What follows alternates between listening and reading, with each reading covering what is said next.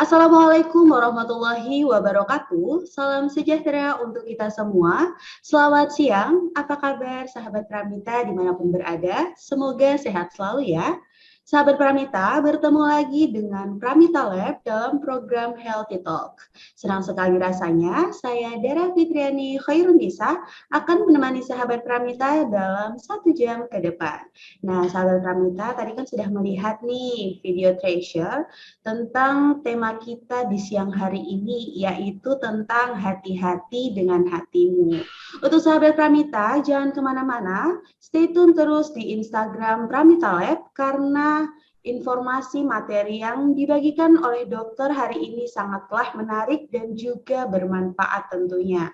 Dan di akhir acara nanti akan ada 3 sahabat Pramita terpilih yang akan mendapatkan voucher e-wallet senilai Rp100.000 dan juga voucher pemeriksaan senilai Rp250.000 yang dapat sahabat Pramita gunakan di seluruh cabang Pramita Lab se-Indonesia. Tentu saja di sini Dara tidak sendiri. Dara ditemani dengan Dr. Rosneti MK Spesialis Patologi Klinik. Beliau menyelesaikan pendidikan magister dan juga spesialis patologi klinik di Universitas Hasanuddin Makassar tahun 2009 dan mendapatkan gelar doktornya di Universitas Hasanuddin Makassar di tahun 2019. Oke, mungkin langsung saja ya sahabat Pramita ya, tidak usah berlama-lama lagi. Kita sambut Dr. Rosneti MK Spesialis Patologi Klinik. Assalamualaikum dokter. Waalaikumsalam Mbak Dara. Apa kabarnya nih dok? Alhamdulillah baik. Alhamdulillah baik ya dokter ya. Mungkin dokter bisa menyapa sahabat Pramita yang ada di rumah dokter, silahkan. Halo sahabat Pramita, apa kabar? Senang sekali berjumpa dengan sahabat Pramita di acara hari ini, acara talk show live yang kita akan membahas nanti mengenai hepatitis. Semoga sahabat Pramita dalam keadaan yang sehat walafiat dan tetap dalam lindungan Tuhan Yang Maha Esa. Amin. Amin ya robbal alamin. Nah dokter, di awal acara tadi Dara sudah singgung sedikit nih dok tentang tema kita siang hari ini, yaitu tentang hati-hati dengan hatimu. Nah ketika kita berbicara tentang hati nih dok, tentu saja tidak jauh-jauh pembahasan kita untuk membahas soal hepatitis ya dok ya. Terlebih lagi setiap tanggal 28 Juli itu diperingati sebagai Hari Hepatitis Sedunia. Mungkin banyak dari sahabat Pramita yang sudah tidak sabar lagi nih dok mau mendengar penjelasan daripada dokter mengenai hepatitis itu. Nah langsung saja mungkin ya dokter ya, kami persilahkan untuk dokter menjelaskan apa sih hepatitis itu dok? Ya, terima kasih Mbak Dara. Jadi hepatitis itu adalah istilah dalam dunia kedokteran yang artinya peradangan pada hati. Hepatitis itu sendiri terbagi atas 2 kata, gabungan 2 kata yaitu dari kata hepar dan itis. Kalau dalam istilah kedokteran, kalau ada kata akhiran itis itu adalah artinya infeksi atau peradangan. Jadi kalau hepatitis berarti terjadi peradangan pada hati.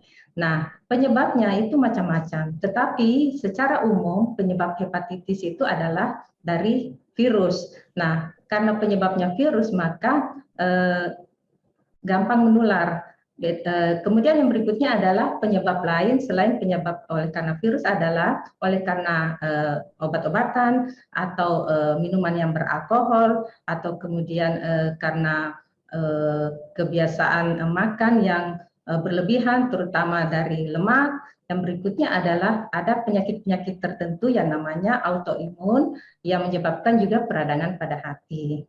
Demikian Mbak Dara. Oke baik, jadi hepatitis ini merupakan peradangan pada hati ya dokter ya. Ya, Nah kalau misalnya orang yang marah dok, terus hatinya kan kadang itu meradang dok. Nah itu ya. gimana dokter? Masuk kategori hepatitis apa enggak dok? Ya, itu masuk kategori hepatitis, tetapi bukan hepatitis secara fisik ya, tetapi secara psikologis. Dan itu berbeda. Lebih secara Ya, psikologis ya dokter ya, jadi benar, beda ya dokter ya. Iya. Oke baik. Nah dokter, tadi kan dokter menjelaskan kalau hepatitis itu merupakan peradangan pada hati. Nah kenapa virus hepatitis ini hanya menyerang pada hati saja dokter? Ya, pertanyaannya yang bagus Mbak Dara ya. Hepatitis itu disebabkan oleh virus hepatitis. Nah, virus ini bisa menyerang hati. Kenapa? Karena pada sel hati itu ada reseptor. Reseptor khusus inilah yang menangkap sinyal atau ada namanya epitop. Epitop itu adalah kode antigen atau kode genetik dari virus yang akan masuk menginvasi sel-sel hepar. Jadi kalau misalnya kode genetiknya itu cocok sesuai dengan reseptornya, maka dia akan berikatan dengan reseptor tersebut sehingga dia bisa mudah masuk dan menginvasi sel-sel hepar, kemudian dia akan berkembang biak di sana. Jadi masing-masing virus atau kuman itu kalau ingin menyerang tubuh seseorang atau organ tubuh seseorang harus berikatan dulu dengan reseptornya dan itu bersifat spesifik. Nah, khusus mengenai hepatitis, virusnya itu, epitopnya itu spesifik untuk reseptor yang ada di sel-sel hati dan tidak terdapat di sel-sel atau jaringan yang lain dalam tubuh. Demikian, Mbak Dara. Oke, baik dokter. Nah, kalau untuk fungsi daripada hati itu sendiri apa sih dok? Nah, kita tahu organ hati merupakan organ utama ya yang paling penting, yang salah satu organ utama yang penting karena dia punya fungsi itu yang sangat vital. Yang pertama adalah mengatur metabolisme tubuh, mengatur zat-zat nutrisi atau makanan yang masuk ke dalam tubuh. Nah, misalnya mengatur metabolisme karbohidrat, mengatur metabolisme lemak, mengatur metabolisme protein supaya bisa diserap oleh tubuh dan bisa dimanfaatkan zat-zat gizi yang terkandung dalam makanan tersebut. Kemudian yang kedua adalah sebagai fungsi detoksifikasi atau fungsi protektif. Nah, misalnya kalau ada kuman yang masuk, kalau ada zat-zat racun atau zat-zat kimia atau obat-obatan yang bersifat racun, itu akan dinetralisir oleh hati, kemudian dikeluarkan keluar dari tubuh. Kemudian yang ketiga, fungsi lain adalah membentuk antibodi. Antibodi ini penting untuk pertahanan tubuh seseorang. Nah, berikutnya adalah fungsi yang tidak kalah pentingnya adalah membentuk zat-zat pembukuan darah. Sehingga kalau fungsi hati itu berjalan dengan baik, maka pembukuan darah juga itu akan berjalan dengan normal. Tetapi kalau hati meradang atau mengalami gangguan, maka fungsi pembukuannya itu juga akan mengalami gangguan sehingga seseorang itu mudah untuk mengalami perdarahan. Demikian, Mbak Dara. Berarti dengan kata lain, fungsi daripada hati itu sebagai tameng ya dokter ya, untuk Benar. menghalau zat-zat berbahaya dan racun-racun yang akan masuk ke dalam tubuh kita. Benar, benar. Oke, baik dokter. Berbicara tentang hepatitis nih dok, kan ada beberapa jenis hepatitis ya dok ya, yang Dara tahu ada jenis A, B, C, D, dan E. Nah, perbedaan antara kelima jenis hepatitis itu apa aja dokter? Iya, jadi masing-masing tipe virus hepatitis itu berbeda ya, dan dikelompokkan menjadi 5 kelompok utama, yaitu virus hepatitis A, virus hepatitis B, virus hepatitis C, D maupun E. Tetapi yang paling sering terjadi di negara kita dan di negara lain juga adalah hepatitis virus A, B, dan C. Sementara hepatitis virus D dan E itu jarang atau tidak ditemukan di negara-negara tertentu. Hepatitis virus A itu penularannya itu melalui makanan yang tercemar. Kemudian perlangsungannya itu bersifat akut dan gejalanya itu berat. Tetapi hepatitis virus A ini termasuk yang paling ringan. Kenapa? Karena dia hanya berlangsung akut, kemudian dia akan sembuh sempurna tanpa pengobatan. Berikut adalah hepatitis B. Hepatitis B ini kurang lebih sama dengan hepatitis C ya.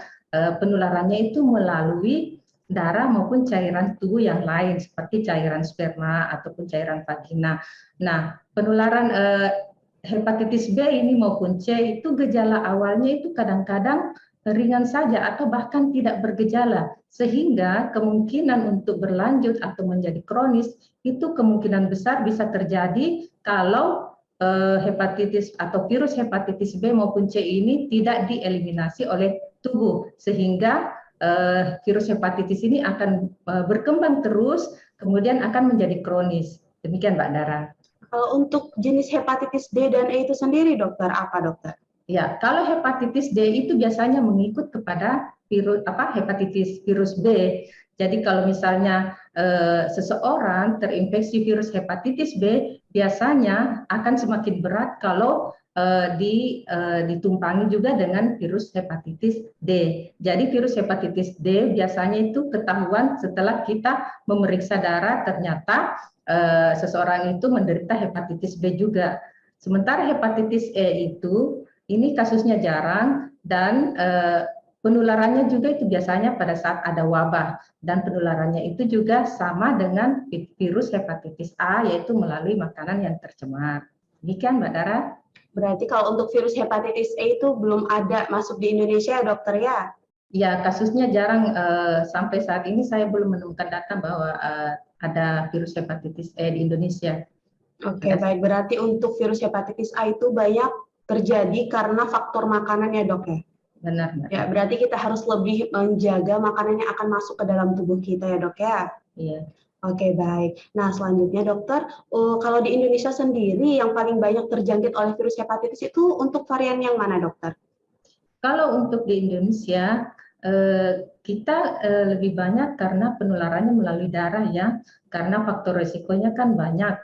Misalnya pada ibu hamil itu bisa menularkan hepatitis virus B ke janin yang dikandungnya, tetapi itu akan ditularkan pada saat bayi itu dilahirkan.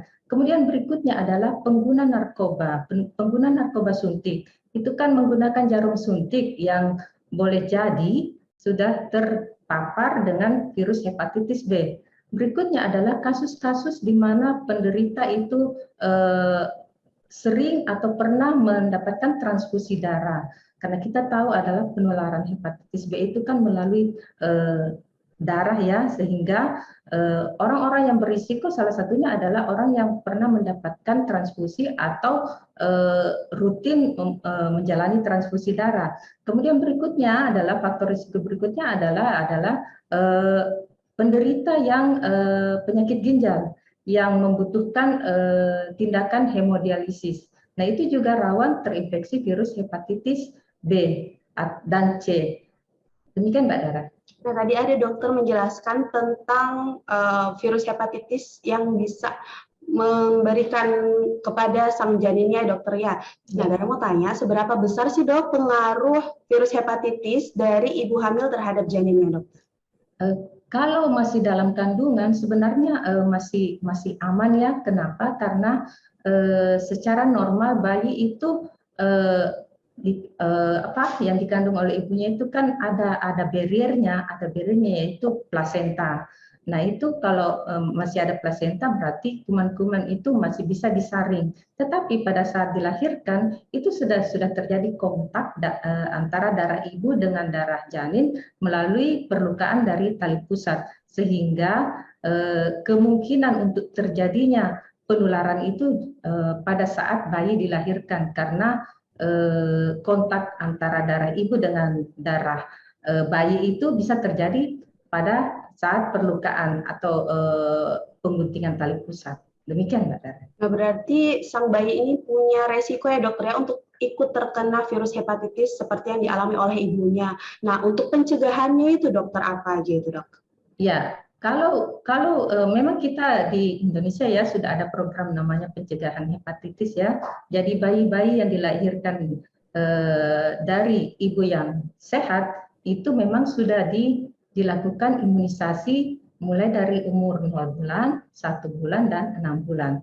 Tetapi pada ibu yang terinfeksi itu juga bayinya diimunisasi, tetapi bukan imunisasi aktif, tetapi imunisasi pasif. Artinya bayi itu diberikan vaksin dalam bentuk imunoglobulin atau antibodi, karena kita tahu bahwa pada bayi itu belum terbentuk antibodi, sehingga untuk bayi yang dilahirkan dari ibu yang menderita hepatitis B, maka bayinya itu diimunisasi dengan menggunakan vaksin yang mengandung antibodi. Jadi bukan virus yang dilemahkan, tetapi antibodi yang diberikan. Demikian, Mbak Dara. Oke, baik dokter. Tadi kan dokter ada menjelaskan nih, berarti untuk potensi si anak ini tidak terkena tidak terikut terkena virus hepatitis ini cukup besar juga ya dokter ya dengan penanganan vaksin tersebut. Nah, ketika seorang anak itu sudah melakukan vaksinasi, apakah masih bisa berpotensi terkena virus hepatitis dari ibunya ketika sang anak itu melakukan ASI, dok? Ya, baik Mbak Dara. Jadi ASI itu adalah makanan untuk bayi ya, dan melalui ASI pula antibodi itu bisa disalurkan ke bayi. Nah, inilah hebatnya ASI itu, karena ASI itu di samping menyalurkan zat-zat gizi juga menyalurkan antibodi yang sudah terbentuk dari ibu ke bayi, sehingga anak-anak yang ibarat kata belum terbentuk antibodi, dia sudah mendapatkan antibodi dari ibunya, sehingga untuk menangkal penyakit hepatitis itu bisa dengan antibodi yang berasal dari ibu. Demikian. Berarti ketika seorang anak itu meminum ASI daripada ibunya itu lebih meningkatkan antibodi sang anak tersebut ya dokter ya? Benar. Oke, baik. Nah, selanjutnya dokter, kan tadi dokter menjelaskan kalau hepatitis ini merupakan peradangan pada hati ya dok ya. Nah, untuk gejala dan tanda-tanda awalnya itu apa aja dok? Ya, gejala hepatitis pada umumnya itu demam ringan, mual, muntah, kemudian kurang nafsu makan, kurang bersemangat, kemudian nyeri sendi, bahkan sampai ada juga yang tidak bergejala dan ringan-ringan saja. Kemudian kalau misalnya gejala itu tadi gejala akut ya, kalau dia berlanjut ke sampai menjadi kronis itu bisa matanya menjadi kuning, kemudian sampai muntah darah, sampai berak darah, ya sampai terjadi komplikasi pada hati, sampai pada sirosis maupun kanker hati. Jadi itu gejalanya mulai dari yang ringan tanpa gejala sampai gejalanya yang berat dan menimbulkan kanker hati. Demikian. Nah, ketika kita mendengar nih penjelasan tentang gejala daripada virus hepatitis ini, gejalanya itu kan hampir sama dengan penyakit-penyakit yang lainnya ya dok ya. Nah, bagaimana cara kita untuk membedakan nih dok, apakah ini gejala daripada virus hepatitis atau penyakit yang lainnya itu dok?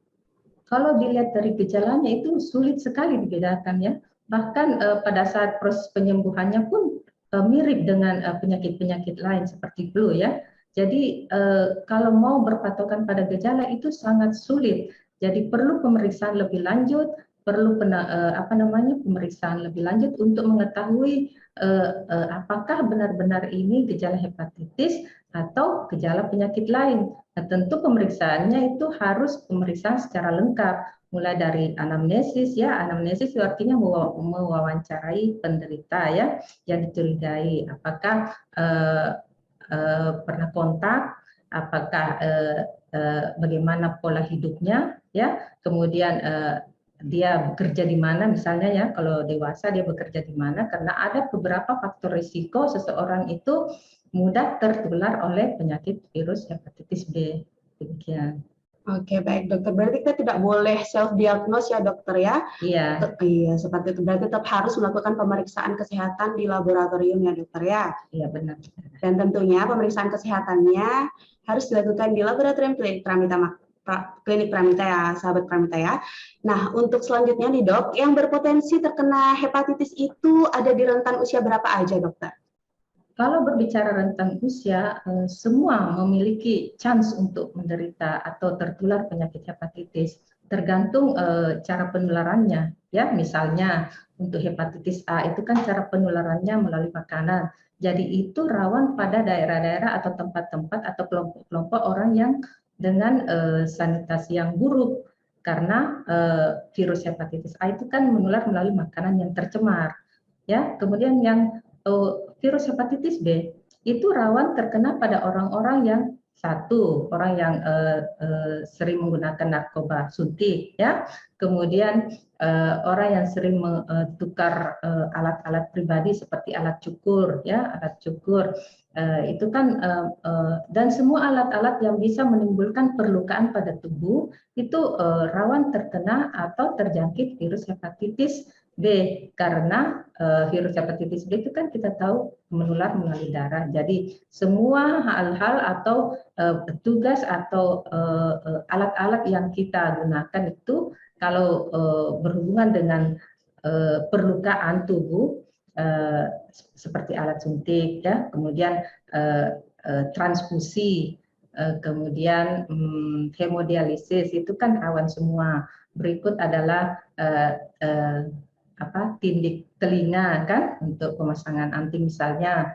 Berikutnya adalah pembuatan tato. Itu juga perlukan pada kulit. Itu kalau menggunakan alat-alat yang tidak steril itu rawan juga terkena virus hepatitis B.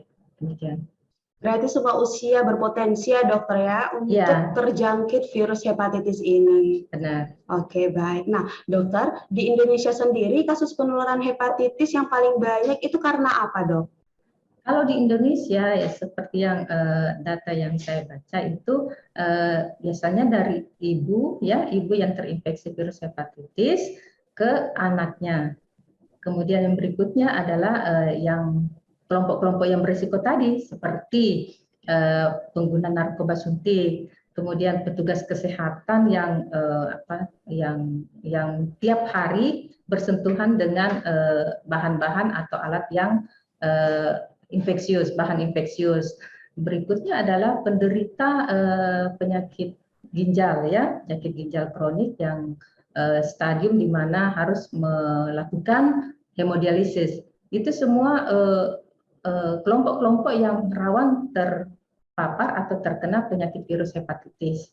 Demikian. Oke, baik. Kalau untuk komplikasi yang disebabkan oleh hepatitis itu, dok, apa aja itu, dokter?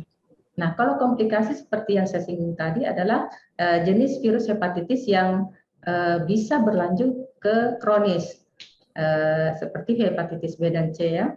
Nah, itu hepatitis B C itu kalau kasus episode awalnya yang akut itu biasanya gejalanya ringan saja. Tetapi kalau sudah masuk ke dalam kronis, biasanya baru menimbulkan gejala dan gejalanya itu sudah berat sehingga bisa menyebabkan gagal fungsi hati, bahkan sampai sirosis, pengerasan hati, sampai kepada kanker hati. Nah, kalau sudah sampai kepada kanker hati biasanya sudah masuk kepada stadium akhir. Sehingga yang lebih berbahaya itu adalah yang tipe virus yang menular melalui aliran darah.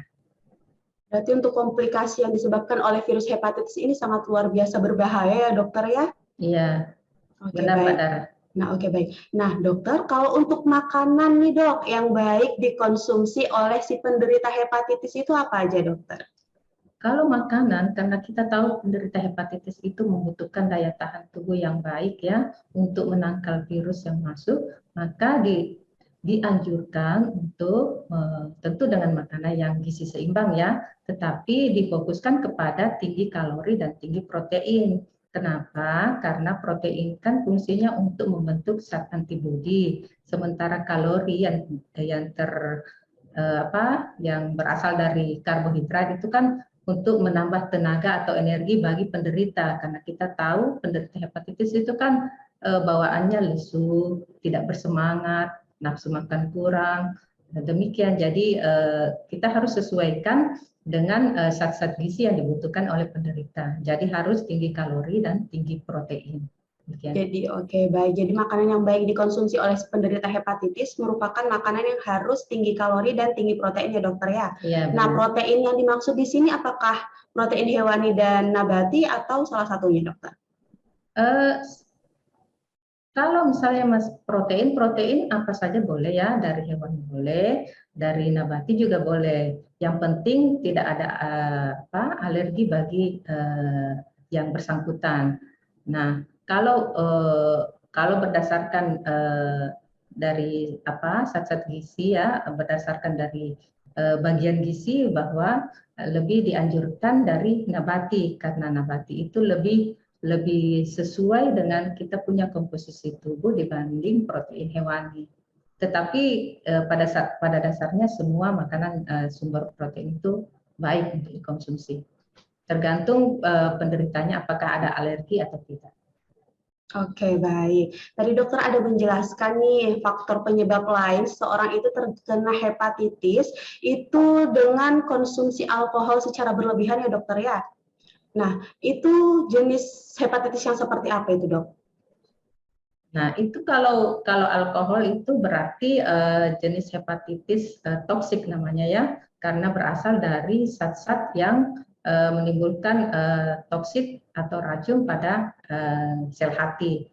Jadi penyakit ini tidak menular, tetapi sifatnya kronis. Artinya kalau seseorang mengkonsumsi alkohol berlebihan, bahkan berlebihan sampai tiap hari, maka itu tidak akan langsung muncul gejala, tetapi mungkin sekitar 10 sampai 20 tahun baru muncul gejala karena peradangan pada hati itu kan berproses ya, tergantung berat atau tergantung kadar alkohol yang dikonsumsi.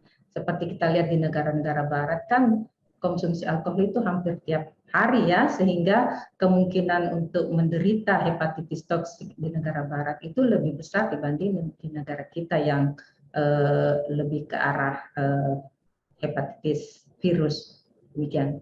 Oke, baik. Tadi kan dokter ada menjelaskan nih tentang jenis hepatitis, ada juga yang tidak memiliki gejala dok ya. Ya. Nah, jadi untuk pemeriksaan atau screening awal hepatitis tersebut itu apa aja dokter? Ya, kalau kita berbicara screening, semua penyakit ya, semua penyakit bahkan orang sehat pun kadang-kadang itu perlu kita screening, terutama orang sehat yang ingin bekerja, ingin masuk ke melanjutkan pendidikan ya. Khusus untuk screening pada penderita-penderita hepatitis, nah kadang-kadang agak sulit kita melakukan menentukan pemeriksaan itu kalau kita tidak melakukan anamnesis atau wawancara kepada seseorang. Karena kenapa? Biasanya gejalanya itu ringan bahkan tidak ada sehingga seseorang itu merasa sehat. Sehingga kalau kita mau tahu seseorang itu menderita atau terinfeksi virus hepatitis, langkah awal itu yang harus kita lakukan adalah dengan melakukan anamnesis ya, tentu yang dilakukan oleh dokter ya. Jadi kalau kita mau tahu kita harus ke dokter supaya kita dianamnesis secara detail, lalu dilakukan pemeriksaan screening. Pemeriksaan screening itu meliputi darah lengkap yang biasa kita lakukan sehari-hari ya, darah lengkap, kemudian urin lengkap. Nah, berikutnya adalah kita masuk ke yang lebih spesifik, kimia darah. Nah, dalam kimia darah itu kan ada tes fungsi hati, tes fungsi ginjal, ada bilirubin, kemudian ada tes untuk glukosa, untuk lemak. Nah, semua itu kita bisa periksa kalau berdasarkan hasil wawancara dengan penderita. Apakah ada hubungannya dengan pemeriksaan kimia darah yang sudah ditentukan itu. Berikut adalah untuk lebih spesifiknya lagi kita masuk ke tes serologis untuk mengetahui apakah betul penyebab dari penderita ini adalah penyebab karena virus atau bukan. Nah, kalau misalnya karena virus, maka akan muncul hasilnya di petanda-petanda virus tersebut. Dan yang terakhir adalah dengan melakukan tes molekuler seperti HBE-DNA, HBV-DNA dengan HBC-RNA. Demikian. Oke, baik. Jadi untuk seluruh sahabat Pramita, untuk semua pemeriksaan yang disebutkan oleh dokter tadi seperti darah lengkap, urin lengkap, bilirubin, HBV DNA kuantitatif, itu semua bisa dikerjakan di Laboratorium Klinik Pramita di seluruh Indonesia. Nah, Dara lihat sudah banyak sekali nih dok pertanyaan-pertanyaan dari sahabat Pramita. Namun sebelum kita menjawab pertanyaan dari sahabat Pramita, kita saksikan dulu video yang satu ini.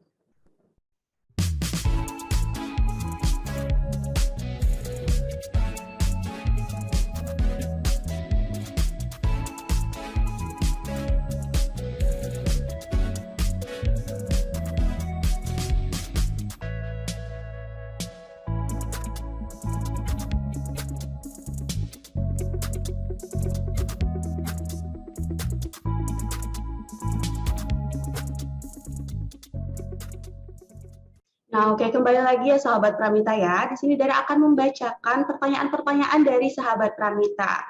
Ada dari @watik.lestarina113. Selamat siang, Dok. Bagaimana jika ada komorbid anemia dan HIV, Dok? Sedangkan hati juga dikontaminasi sakit hepatitis. Apakah ini sudah dikategorikan komplikasi, Dok? Ya, ya, terima kasih pertanyaannya. Jadi kalau misalnya seseorang menderita hepatitis, kemudian ada kecurigaan juga HIV, kemudian kecurigaan juga anemi, tentu pemeriksaannya lebih complicated ya Mbak Dara ya. Jadi tetap harus dilakukan pemeriksaan secara satu persatu. Kadang-kadang juga bisa dilakukan secara panel, tergantung hasil pemeriksaan awal dari dokter ya.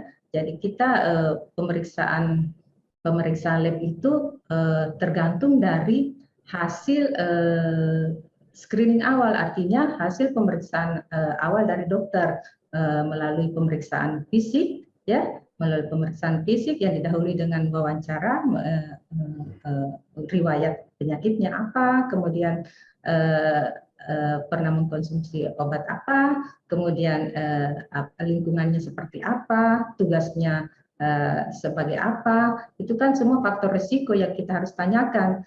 Kemudian berikutnya dokter akan memeriksa gejala-gejala fisiknya. Ya, gejala-gejala fisiknya itu biasanya kalau sudah ada komorbid itu kan tumpang tindih ya, jadi memang agak-agak sulit untuk ini. Tetapi setidaknya dari hasil anamnesis dan hasil pemeriksaan fisik, dokternya biasa melakukan menyarankan atau melakukan pemeriksaan lab secara lebih detail lagi, tergantung gejala yang ditimbulkannya dan tergantung juga dari hasil wawancara dan hasil pemeriksaan fisiknya. Demikian, Mbak. Oke, sudah jelas ya, Mbak Wati Lestarina. Oke, selanjutnya ada pertanyaan dari sahabat Pramita dari @martafits. Berapa lama waktu penyembuhan seseorang yang terkena hepatitis, Dok? Apakah ada dampak jangka panjang pasca sembuh dari hepatitis? Ya, mengenai berapa lama waktu sembuh itu tergantung dari varian virus yang menyerang ya. Kalau misalnya hepatitis virus H itu kan biasanya sembuh sendiri ya, dalam beberapa minggu itu sudah bisa sembuh sendiri dengan terbentuknya antibodi, IgM, IgG-nya itu akan sembuh sempurna. Kemudian hepatitis B dan C, nah ini pun bervariasi tergantung dari pertama jumlah virus yang masuk, yang kedua daya tahan tubuh seseorang, yang ketiga adalah faktor risiko yang dimiliki seseorang tersebut, yaitu juga akan mempengaruhi, dan berikutnya adalah pola makannya bagaimana, pola hidupnya bagaimana, itu semua akan mempengaruhi gejalanya dan penyembuhan dari hepatitis itu. Demikian, Mbak. Berarti balik lagi dengan lifestyle kita ya, dokter ya? Benar, benar, benar. Oke, baik. Nah, selanjutnya ada pertanyaan dari sahabat Pramita dari @cuan358. Apakah perokok aktif bisa terserang hepatitis, Dok? Kalau kita berbicara rokok itu kan lebih ke arah paru-paru ya, ke arah paru-paru. Meskipun sebenarnya nikotinnya itu kan bisa menyerang hati juga, karena kita tahu fungsi hati ya untuk menetralisir racun-racun yang masuk ke dalam tubuh termasuk nikotin. Tetapi kita bicara lagi tadi mengenai reseptor ya, reseptor. Jadi ada memang tempat-tempat predileksi di mana hati itu bisa meradang kalau terkena ataupun terinfeksi misalnya virus ya. Virus memang sudah ada predileksinya tersendiri, ada reseptornya. Demikian pula kalau alkohol. Alkohol itu kan minuman yang racun untuk tubuh, sehingga dia harus diolah, dinetralisir atau didetoks di hati, karena fungsi hati adalah sebagai detoksifikasi, termasuk juga merokok. Cuma dibanding dengan yang alkohol, tentu alkohol lebih berat dibanding rokok sendiri. Demikian. Oke, baik. Nah, ada lagi nih dok, pertanyaan dari sahabat Pramita, dari Atikah.Pariati. Assalamualaikum dok, Waalaikumsalam. saya habis melahirkan dok, dan saya terkena hepatitis A. Apakah anak saya lahir sudah terkontaminasi virus hepatitis A ini, ataukah bisa divaksin sejak bayi dokter? Kalau mengenai virus hepatitis A itu kan menularnya melalui makanan ya. Jadi kalau untuk terkontaminasi eh, anak yang bisa terkontaminasi itu melalui makanan. Tapi kalau melalui apa namanya ASI, sepanjang istilahnya kan apa namanya payudara itu dibersihkan dulu ya supaya tidak terkontaminasi dengan virus, itu insya Allah tidak akan tertular. Tetapi kalau sumber-sumber misalnya kalau bayinya itu tidak minum ASI tetapi susu formula. Nah, itu alat-alatnya yang bisa terkontaminasi. Jadi dia tidak menular melalui ibu secara cairan melalui cairan darah atau tubuh, tetapi melalui makanan yang dikonsumsi si anak. Demikian. Oke, baik. Jadi begitu ya, Mbak Atikah Pariati, penjelasan dari dokter. Nah, selanjutnya ada pertanyaan dari sahabat Ramita dari @himawati.rohmah3345. Jika anak sudah terserang hepatitis dan satu keluarga ada hepatitis, apakah bisa sembuh dan apa perlu karantina agar tidak menularkan lagi?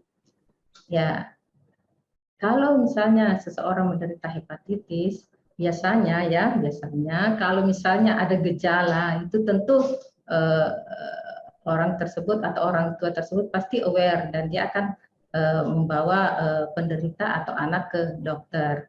Nah, kalau yang berbahaya tuh kalau tidak ada gejala ya, tetapi secara screening pernah ada hasil positif.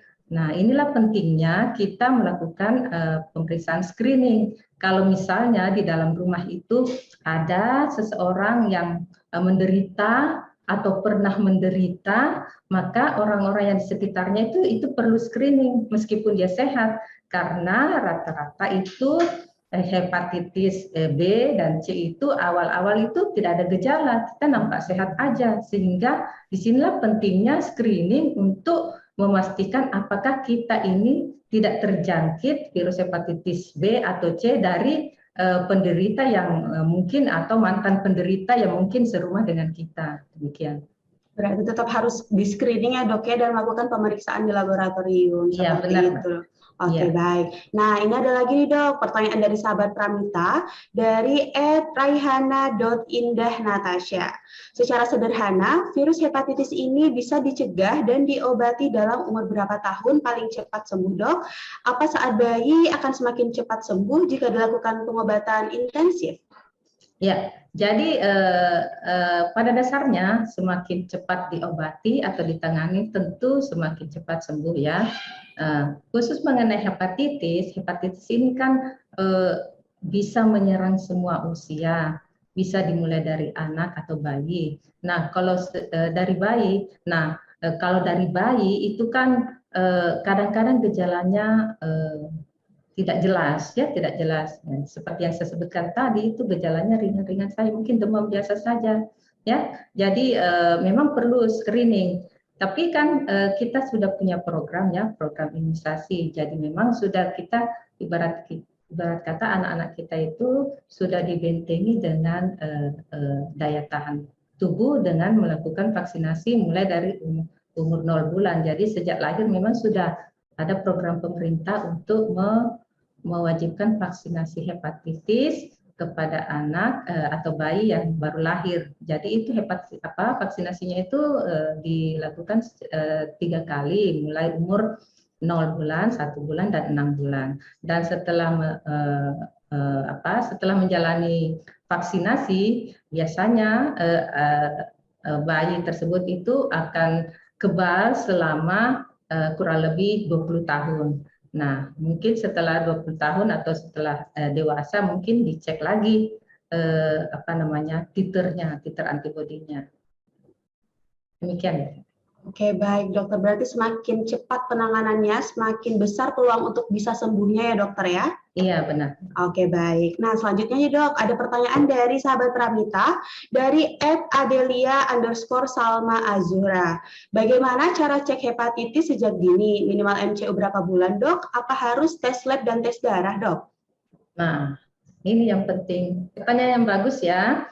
Bahwasanya kita tahu bahwasanya hepatitis B itu eh, kadang tanpa gejala ya. Nah ini yang berbahaya karena kadang-kadang, bukan kadang-kadang, lebih banyak tanpa gejala. Nah yang kita harus aware adalah kita harus melihat pola hidupnya seperti apa. Kemudian yang kedua, dia tugasnya di mana? Apakah dia bertugas di kesehatan? Kemudian yang berikutnya, apakah dia pengguna narkoba suntik? Ya, kita harus tahu semua itu faktor risikonya. Berikutnya, apakah dia menderita penyakit yang butuh transfusi? Nah, itu juga rawan. Nah, berikutnya adalah apakah sebelumnya sudah pernah terpapar, ya sudah pernah terpapar. Nah, untuk mengetahui seperti itu, maka dibutuhkan pemeriksaan screening. Dan pemeriksaan screening itu ya minimal sekali dalam setahun. Itu untuk yang sehat ya, karena kita mau tahu seberapa jauh apa kondisi tubuh seseorang. Dengan screening kita harapkan bisa kita dapatkan informasi mengenai kondisi tubuh seseorang, apakah fit, apakah sehat atau sudah terinfeksi virus tertentu. Terima kasih. Nah, demikian tadi Mbak Adelia. Jadi kalau untuk MCU itu minimal dilakukan sekali setahun ya dokter ya? Iya benar. Nah, dan untuk medical check up-nya bisa dilakukan di laboratorium klinik Pramita yang sudah tersebar di seluruh Indonesia. Nah, oke baik. Pertanyaan selanjutnya ada dari sahabat Pramita, @ransiskur_Denny. Dokter, apakah penderita hepatitis harus rutin pemeriksaan meskipun tidak ada keluhan? Ya, sebagaimana yang saya jelaskan tadi ya, sebagian besar penderita itu justru mengetahui bahwa dirinya itu terjangkit hepatitis justru pada saat dia melakukan screening atau apa ya check up rutin apa bukan check up rutin misalnya ingin melanjutkan pendidikan dan disyaratkan untuk pemeriksaan hepatitis B misalnya. Nah, biasanya ditemukan justru pada saat pemeriksaan seperti itu. Kemudian berikutnya kalau ingin masuk ke sebuah perusahaan, ingin bekerja. Nah, itu kan harus ada apa namanya? Screening ya, screening harus ada check up, namanya medical check up. Nah, itu biasanya dimasukkan salah satunya adalah petanda virus hepatitis karena gejala hepatitis itu kan awal-awal itu tanpa gejala sehingga orang tidak tahu kalau dia tidak memeriksakan secara memeriksakan di laboratorium tanda-tanda dari petanda virus itu. Jadi sebaiknya kalau misalnya dalam kondisi-kondisi apalagi yang memiliki faktor risiko ya seperti yang saya sebutkan tadi itu harus check up minimal sekali dalam setahun. Demikian. Oke, baik dokter. Nah, selanjutnya nih dok, ada pertanyaan dari sahabat Pramita, dari @ardianti_altiha. Apakah virus hepatitis ini disebabkan karena sanitasi yang buruk dan jarang mandi serta cuci tangan, dok? Ya, itu kalau kita berbicara sanitasi, tentu kita berbicara hepatitis A ya, karena hepatitis A itu menular melalui makanan yang tercemar. Kalau jarang mandi, tapi ibarat kata biasanya itu lebih ke arah higienis tubuh. Higienis tubuh, misalnya kalau ada luka-luka, ya kan, virus yang melengket di situ itu bisa masuk. Jadi rawannya di situ. Tetapi secara garis besar adalah ada memang faktor-faktor risiko di mana seseorang itu lebih mudah terjangkit virus hepatitis dibanding kelompok yang lain. Oke, baik dokter. Nah, pertanyaan selanjutnya nih dok, ada dari Debbie Windy. Selamat siang dok, izin bertanya, jika di rumah ada salah satu anggota kami yang terkena hepatitis B, apa kami sebagai anggota satu rumahnya wajib melakukan vaksin juga dok?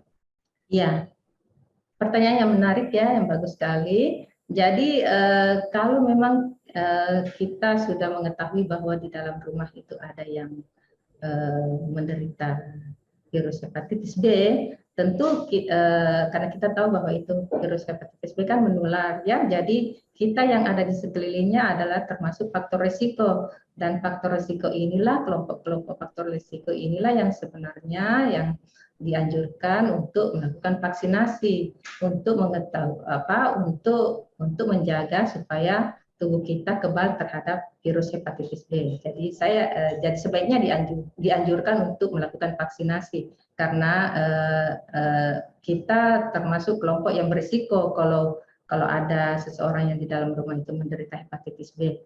Demikian. Nah, ini untuk vaksinnya itu dok, apakah bisa langsung vaksin atau perlu melakukan pemeriksaan terlebih dahulu dokter? Ya, tentu kita harus melakukan pemeriksaan terlebih dahulu ya, karena vaksinasi itu tujuannya kan eh, untuk menimbulkan kekebalan tubuh, dan vaksinasi itu kan prosesnya adalah memasukkan virus ya, virus yang dilemahkan dimasukkan ke dalam tubuh. Jadi seseorang itu sebelum melakukan vaksinasi, kondisi tubuhnya itu harus dalam keadaan sehat, fit, tidak mengandung kuman atau tidak terinfeksi virus hepatitis B. Demikian. Oke, baik. Jadi begitu ya, Debbie Windy. Ketika kita mau melakukan vaksin, kita tidak boleh langsung vaksin ya dokter ya, harus melakukan pemeriksaan terlebih dahulu. Benar. Oke, baik. Nah, selanjutnya ada pertanyaan dari sahabat Pramita, dok, dari @agusrita99. Dok, apakah hepatitis secara medis bisa sembuh secara total? Ya, 90% dari kasus-kasus hepatitis itu sembuh sempurna. Ya, hanya sekitar 5-10% yang bisa berlanjut menjadi kronis. Nah, yang sembuh sempurna ini tentu kita lihat juga kondisinya, apakah dia faktor risiko apa tidak. Nah, kalau tergantung juga dari dari gaya hidupnya ya. Jadi tetap chance untuk sembuh itu 90%. Tetapi yang bisa berlanjut jadi kronis itu hanya sekitar 5-10%. Mungkin. Nah, kalau untuk proses penyembuhannya itu sendiri, dokter, kira-kira membutuhkan waktu berapa lama, dok? Nah, masalah waktu itu tergantung berat ringannya penyakit, tergantung faktor risiko yang diderita, kemudian tergantung pola hidupnya seperti apa, ya, kemudian pola makannya seperti apa, ya. Jadi banyak faktor yang menyebabkan pengobatan itu bisa berlangsung lama atau bisa berlangsung singkat. Mungkin. Oke, baik. Terima kasih, dokter. Ada lagi nih, dok, pertanyaan dari sahabat Pramita dari @rivaasrf25. Dokter, apa itu adenovirus yang disebut penyebab hepatitis akut pada anak? Ya, hepatitis adenovirus itu adalah hepatitis A ya, yang disebabkan pada anak itu yang menular melalui makanan. Seperti itu ya dokter ya. Jadi adenovirus ini merupakan virus hepatitis A yang ditularkan melalui makanan. Menularkan melalui makanan. Oke, baik. Selanjutnya ada pertanyaan dari sahabat Pramita. Untuk pencegahan terhadap virus hepatitis ini apa aja dokter yang harus kita waspadai? Ya, kalau pencegahannya tentu kita harus lihat dari faktor penularannya ya. Kalau penularannya melalui makanan, tentu kita harus mengkonsumsi makanan yang bersih dan sehat. Kemudian kalau penularannya melalui darah atau cairan tubuh, tentu kita harus melihat faktor-faktor risikonya. Misalnya yang menggunakan jarum suntik, kemudian penggunaan alat-alat pribadi yang saling menukar penggunaan alat pribadi itu juga harus kita cegah ya. Kemudian khusus untuk hepatitis B dan C ya. Kemudian khusus untuk hepatitis C biasanya pada penyakit-penyakit yang membutuhkan transfusi. Itu juga kita harus aware terhadap sterilitasnya. Demikian. Jadi itu tadi untuk pencegahan terhadap penyakit virus hepatitis itu ya dokter ya. Benar. Nah ada lagi nih dok, pertanyaan dari sahabat Pramita dari @lily.novena. Kalau misalnya sudah punya gejala gangguan hati itu, pertolongannya bagaimana? Apakah harus langsung pergi ke lab untuk cek darah atau tidak? Terima kasih. Ya, kita hanya bisa melihat apakah ada gangguan hati kalau kita sudah melakukan pemeriksaan tentunya ya, karena ada beberapa petanda-petanda untuk melihat tes atau gangguan fungsi hati seperti SGOT, SGPT, kemudian gamma DT ya. Jadi untuk tahu lebih lanjut bahwasanya kita ini menderita gangguan fungsi hati perlu kita melakukan pemeriksaan laboratorium. Oke dokter. Nah dokter, apa dampaknya kalau fungsi hati SGOT dan SGPT itu meningkat dokter? Nah, kalau SGOT, SGPT itu kan salah satu bentuk pemeriksaan yang menandakan bahwa ada sesuatu yang terjadi pada sel-sel hati kita. Nah, SGOT, SGPT itu kan enzim ya, enzim yang keluar pada sel hati yang rusak. Nah, sel-sel hati yang rusak itu akan mengeluarkan enzim dan enzim inilah yang beredar ke dalam tubuh dan itulah yang terdeteksi melalui pemeriksaan darah. Tetapi SGOT, SGPT itu tidak cukup hanya dengan pemeriksaan SGOT, SGPT. Itu hanya pemeriksaan awal saja ya, harus dibantu dengan pemeriksaan yang lebih spesifik karena kerusakan sel hati kan penyebabnya banyak sehingga kalau hanya khusus SGOT, SGPT itu tidak spesifik. Nah, oke dokter. Nah, kalau untuk pertolongan pertama nih dok pada penyakit hepatitis itu apa aja dok? Nah, kalau pertolongan pertama itu tergantung juga kita lihatnya penyakitnya karena virus apa. Kalau virus hepatitis A, kalau virus hepatitis A kan karena sanitasi yang buruk.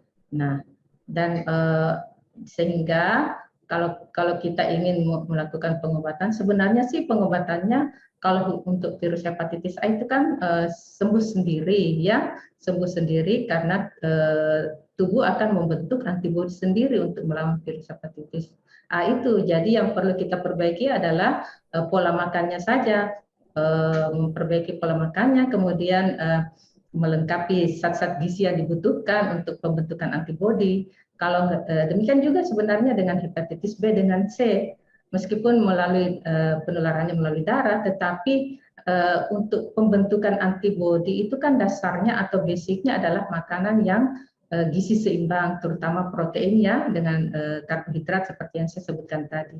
Jadi pengobatannya itu pengobatan awalnya itu dengan memperbaiki pola makan dengan gizi yang seimbang. Demikian. Oke, berarti langkah awal yang harus dilakukan itu dengan menjaga makanan dan menyeimbangkan gizi yang masuk di dalam tubuh itu ya dokter ya? Benar.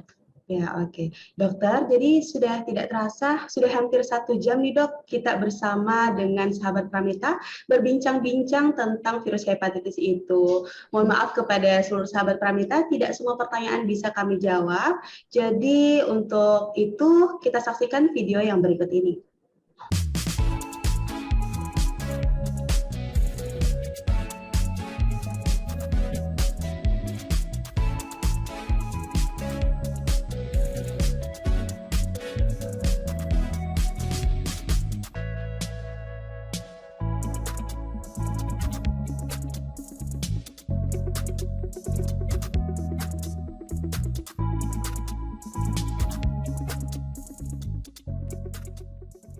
Nah, oke sahabat Pramita, mungkin sebelum kita closing di siang hari ini, dokter bisa mengumumkan untuk dokter bisa memberikan kesimpulan daripada materi kita di siang hari ini. Silahkan dokter.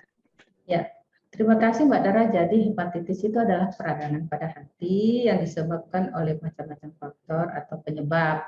Nah, untuk kita di Indonesia dan di negara-negara lain itu pada umumnya disebabkan oleh virus hepatitis A, B, dan C. Nah, virus hepatitis A kita tahu menular melalui makanan, sementara B dan C itu menular melalui darah dan cairan tubuh. Hepatitis virus A ini termasuk tipe yang paling ringan, sedangkan hepatitis B dan C ini sifatnya silent dan bisa menjadi kronis karena pada awal-awal itu dia hanya menimbulkan gejala atau ringan saja atau bahkan tanpa gejala, sehingga kemungkinan untuk berlanjut itu lebih besar. Nah, berikutnya, karena kita tahu penularannya, maka kita harus tahu cara pencegahannya. Cara pencegahannya itu adalah dengan menghindari dan mengetahui faktor-faktor penularannya. Nah, biasanya faktor-faktor penularan itu ada namanya faktor-faktor atau orang-orang yang berisiko tertular virus hepatitis B dan C, terutama ya yang virus hepatitis B dan C itu faktor risikonya terutama pada penderita-penderita yang menggunakan yang melakukan transfusi darah, kemudian petugas-petugas kesehatan yang terkontaminasi dengan alat-alat atau jarum suntik, kemudian penderita yang melakukan hubungan seksual dengan pasangan yang menderita, kemudian berikutnya adalah penderita-penderita yang menjalani hemodialisis. Jadi kalau kita sudah mengetahui sumber penularannya, tentu kita mengetahui cara pencegahannya. Nah, seperti kita tahu bahwa pencegahan itu lebih murah daripada pengobatan. Sehingga untuk mencegah terjadinya hepatitis, maka kita perlu vaksinasi. Untuk hepatitis A, dilakukan vaksinasi pada umur 12 sampai 24 bulan. Kemudian hepatitis B juga bisa dilakukan vaksinasi mulai dari umur 6 bulan sampai 1 bulan dan 6 bulan.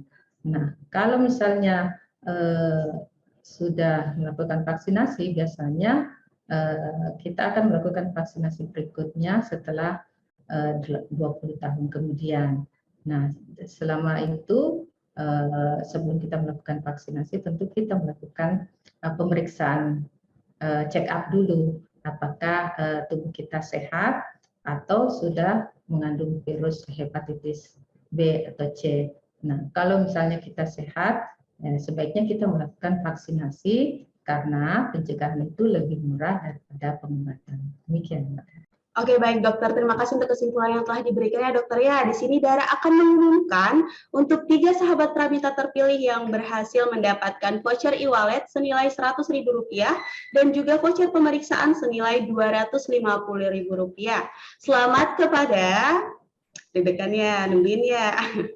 Selamat kepada @adelia_salma azura, @ardianti_altiha, dan @rifa asrf 25.